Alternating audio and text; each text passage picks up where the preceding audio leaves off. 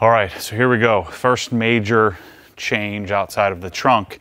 We're gonna take the wheels off and put the new wheels on. If you haven't watched the video of me preparing, if you're into detailing or you wanna know how to coat, we put G-Technic C5, so 2 coats of C5 on the wheels, and then come first wash, I'll be putting some bead maker on top of that as the sacrificial layer.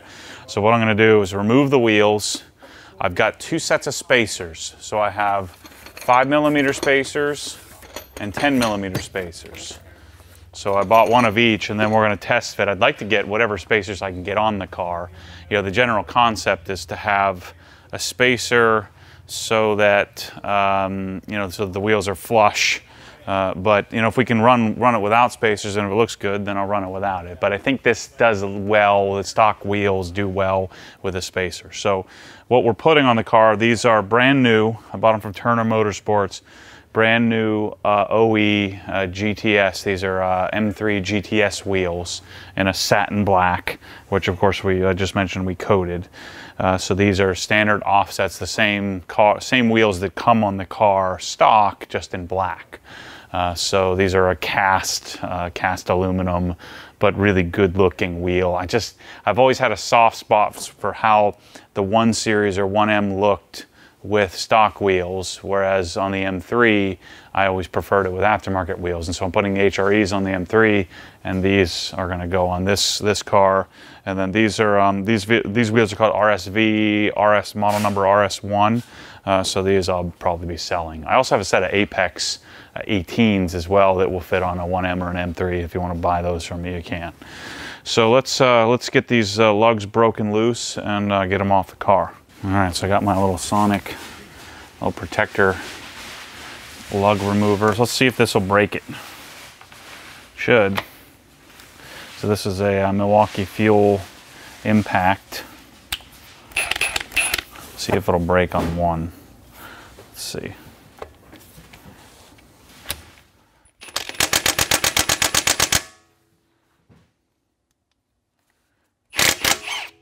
Oh yeah, now we're talking. I don't want to take it off that far. So I just want to break it.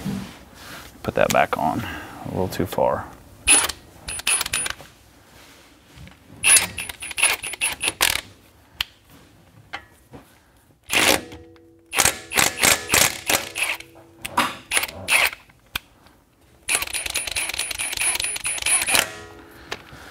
Okay, so I'm going to go around and break all these loose, and then we'll get up in the air. All right, so I've got these, my Renless buddy made these for me. Ed made these things for me. These are designed for a Porsche, but I found them to work with the BMW as well. So now our ramps are quite a bit closer. Just got nervous there for a second. I just put these new ramps in. We lost a little bit of height. We lost the 3/4 of an inch. So now my frame is much closer. But now it's going to make it easier for me to catch jack points. So again, these aren't designed for BMW, but they work really well. I just take it and I twist it and it kind of locks in. Okay, so I brought out the little one, so now I can break this loose a little bit easier. And then I also have, this is just to make it a little easier to get the wheels off, especially since I have them up high here. It's a little guide. Let's see if it's, I think these are the right, maybe not. These must be, these should be the same. I think I bought these from my M3. These are from Berger. These threads look a little finer. I would guess that these are both the same, M3 and 1M. Maybe not. If they're not, I might as well throw these away.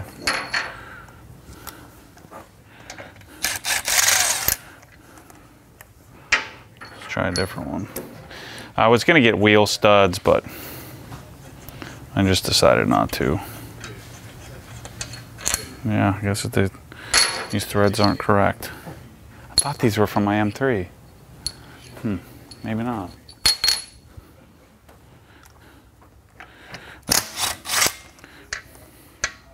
So what those would do is allow us to guide off of here, especially since I have it up higher in the air. It should sit on the hub, so we should be okay. The fronts are decent. What are these? 265, so we're going down to 255s in the front.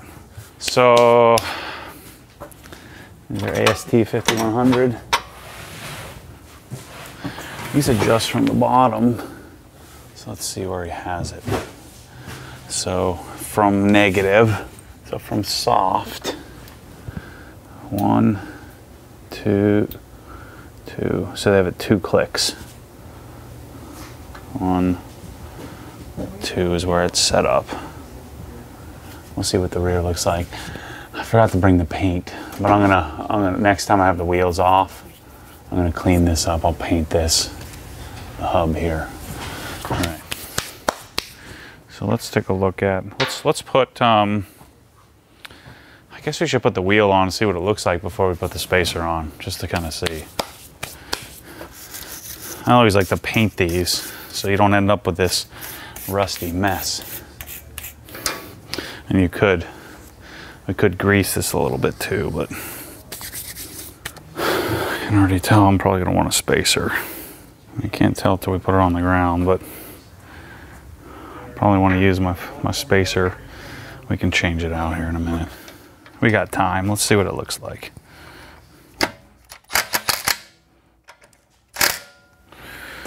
Okay, so let's set it down and see what it looks like.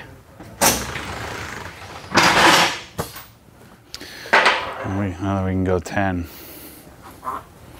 Full 10. I think we can go lower too. Yeah, I think we'll spacer that. Let me show you. So here's your flush. This looks like I got the steering wheel turned a little bit, or it turned when we set it back down. I think we're gonna put the 10mm spacer on and see what it looks like.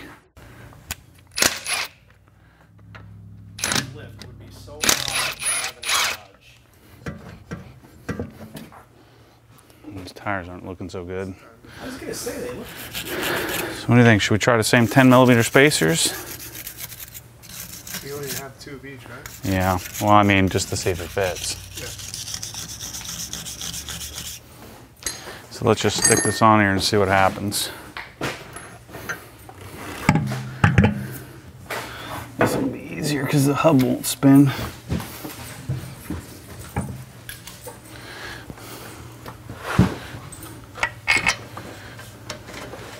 It looks like it's going to be a bit much, which would be perfect. I hope it is. That way we can put the 5mm spacers on and I don't have to wait. And it'll camber in a little bit when we... So here's the fit.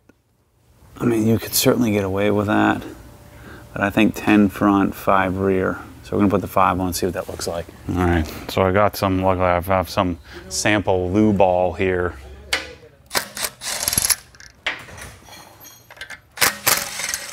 Those spacers have a little bit shorter lugs.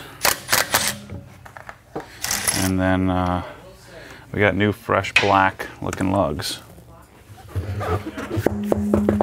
Let's take this 10 off.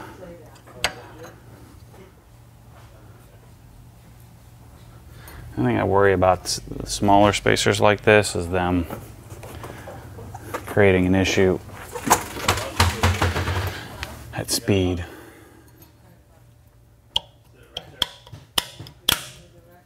Before I put this down, I think I'm going to take that front off and spray some of that lubricant on there.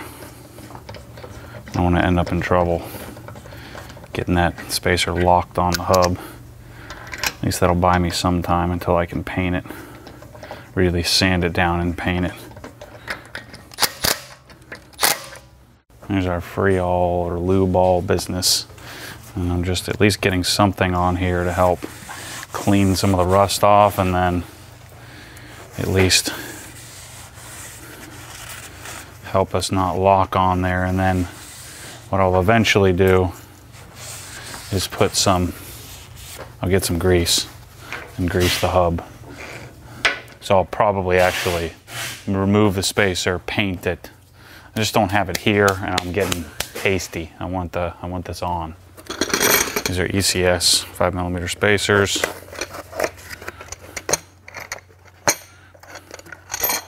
Again, sometimes these kind of spacers can end up vibrating. So that's what I'm wondering, if we end up with a shimmy, but I hope we're okay.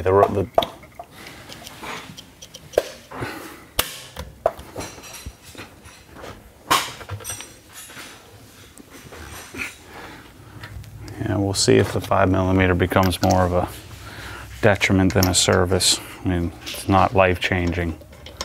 We may just pull it off and leave it off, but let's try it.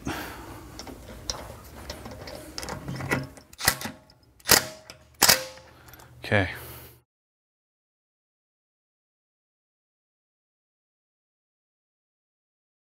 So we're gonna go 90 foot-pounds. Since I got this fancy thing, normally, oh geez. It just died. Yeah. So we'll play with these spacers here, and we'll kind of see how it ends up. And I may change the ride height a little bit as well. But I can already tell I'm digging the way this thing looks. All right, so wheels look legit. We'll get it outside and go drive around the block, make sure everything's good. I'll keep you posted. Oh, I can't breathe. Anyway, thanks for watching this quick one. Doing the next modification update. We'll see how the 10mm spacers work and decide if that's the way to go or not. And stay tuned for bead maker install later on. Anyway, thanks for watching this one. Stay tuned for more 1M stuff. I'll have it coming up shortly. Thanks a lot.